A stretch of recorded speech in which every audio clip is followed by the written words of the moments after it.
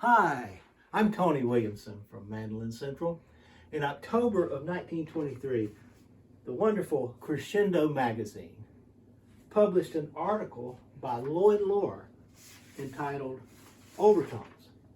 Fairly lengthy article where Mr. Loar talks about the importance of understanding how overtones affect the tone of a musical instrument.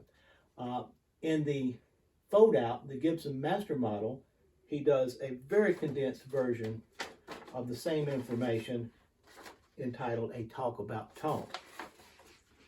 The point he is making here is that overtones, or partials as they're called, provide the varieties of tone color that make up the complexities of any musical instrument. So the partial is the lowest pitch is called the fundamental.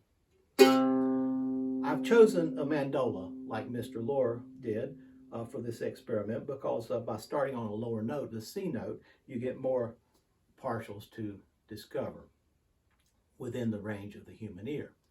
So the first partial is the fundamental. The second partial is exactly half the length of the string.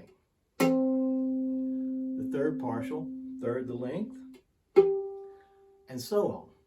Now, the thing that a lot of mandolin players need to know here is that the division of the string into fractions does not coincide with the placement of the frets.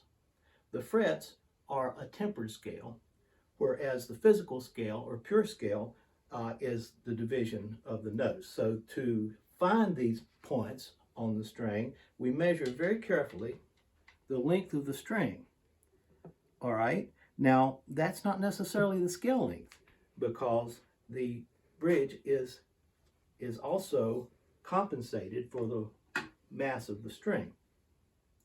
So once we have a really accurate length of the string, we then start dividing.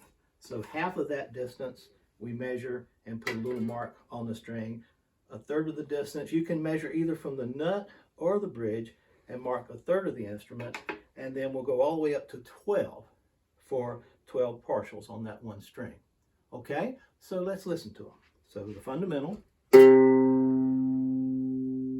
the second partial, which is half the length of the string, which is twice the number of vibrations. Third partial is 3 times the vibration. The fourth partial, fifth, 6, 7, 8, 9, 10. Now for 11 and 12, Mr. Loar warns us that our finger might be too big. Unless your finger is the width of this tiny ruler, it's probably too big. So we take a ruler and put a little piece of felt or rubber, and then we can go in and hear 11 and 12.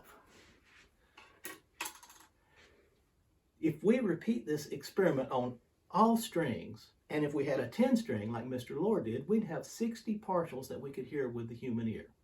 It's a fun experiment. Why not try it on your mandolin? Thank you.